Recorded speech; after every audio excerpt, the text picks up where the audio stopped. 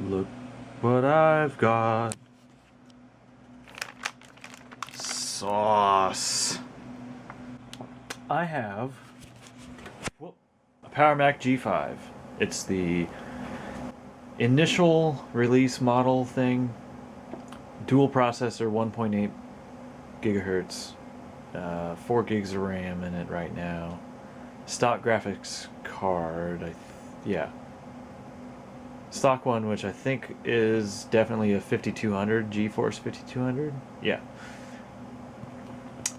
But I got this off eBay, Fleabay, ePay, and this is the best card that you could possibly buy, I think, with the G5, for the G5, which is a 6800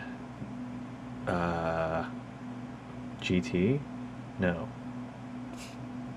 Ultra. 6800 Ultra. That's what it is. There is a faster card. I think you can put a 7800 AGP GT something in it that's faster than this, but this is the fastest one that came with it. And you know it's a Mac card, an old Mac card, because it has these two contacts. Well, there's more on the back, which supply power to the ADP port. I think that's what that's called. And then in addition to the regular AGP pinout, it has extra stuff, because Apple needs extra stuff, or they think they do. Anyway, I got this off eBay, and I got it very cheap. It said it was as is, but came from a working environment, so that's okay with me. And unfortunately for the seller, they did not list the item as accurately as they probably should have. And their buy it now was also way cheaper than it should have been. So I didn't pay near as much as these think they need to go for on eBay. Instead, I paid almost nothing for it. Hopefully it works. If it doesn't, I'm not out very much. And then I can hang it on my wall or something. I don't know. We will see. I will install it right now. So there's the old one there in the bottom. Just about to short out on that plate, because Apple. And the new one, which is huge because, I don't know, because nVidia. But Apple was nice enough to think, hey, someone's going to install, or we're going to make our own version of this giant ass video card. We should put supports on the back. So they did. Bada bing, bada boom. Slot number 1, AGP slot, big graphics card, big GPU. Probably slowest thing out there right now. Comparative. Whatever. And here's the old one.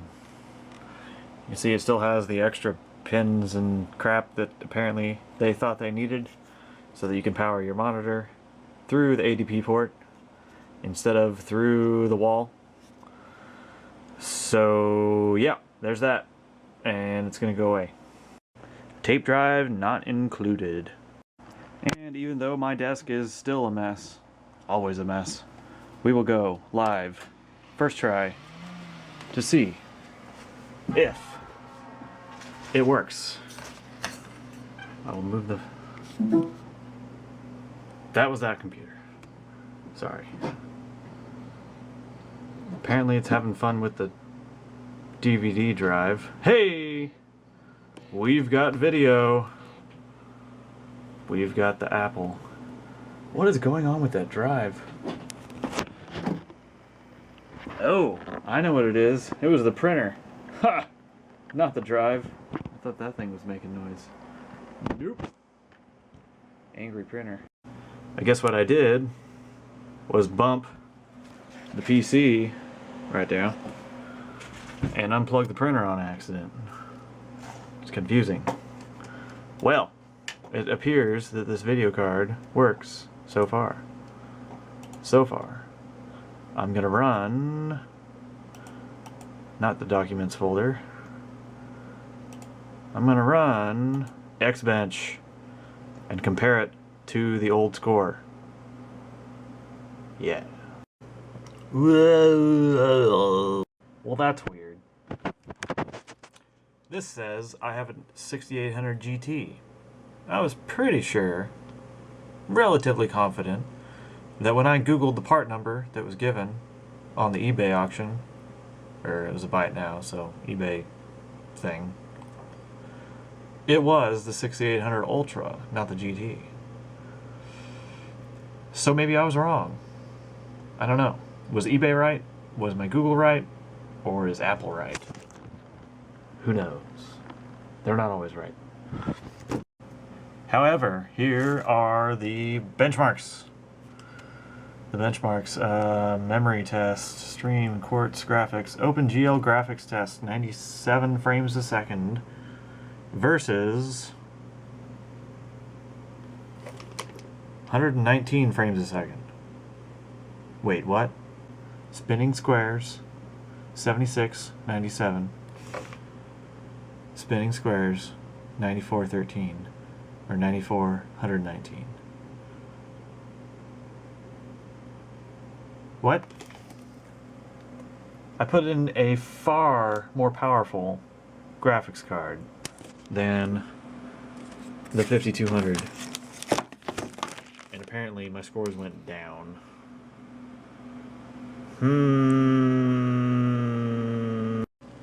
That is weird because this card is one generation newer and top of the line ish from the period, as opposed to decent but still kind of bottom of the line from the period. What do we got now? OpenGL graphics test, 100 frames per second still versus 119 frames a second. What the hell is going on? Maybe I will try real world tests and see how my games run. I guess I can't really make a comparison, but we'll try it. We will try to play some Nexus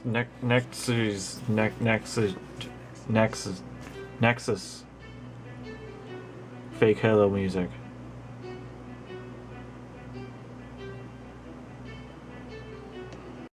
Alright, so I had this set so that it would run pretty damn good on the old card. So I'm going to go to effects. I'm going to go to high. And call that good. Apply. And we'll just do a single player. Sure. That thing. This definitely would not have played remotely well at all on high settings with the old card. So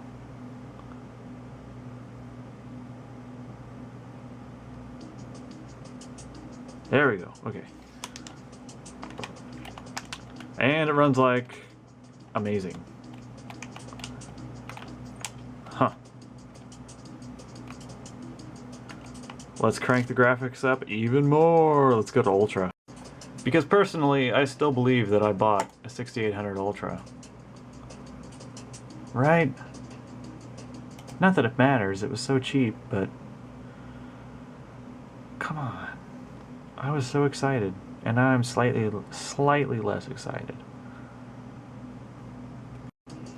Alright, Ultra settings. Not so good. Nicht so good. It's, I'm gonna say 10 frames a second. Jittery. I bet with a bunch of players it would not be good at all. Let's load the whole map. We'll scope out here.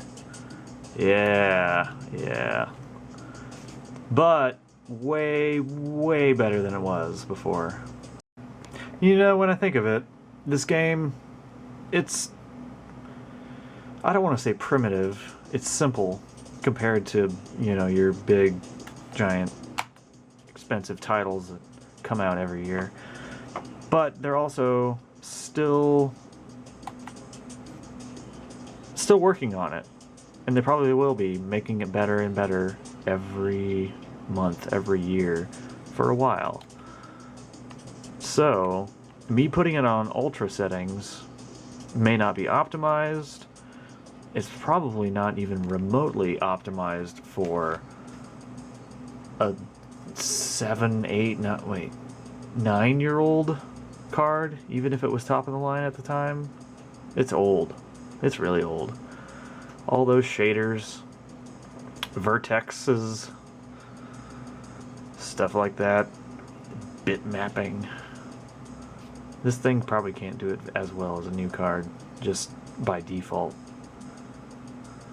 But the game looks pretty good, runs great, as long as I'm not loading the entire level on my screen. I think that's a very generous improvement. Thanks for watching.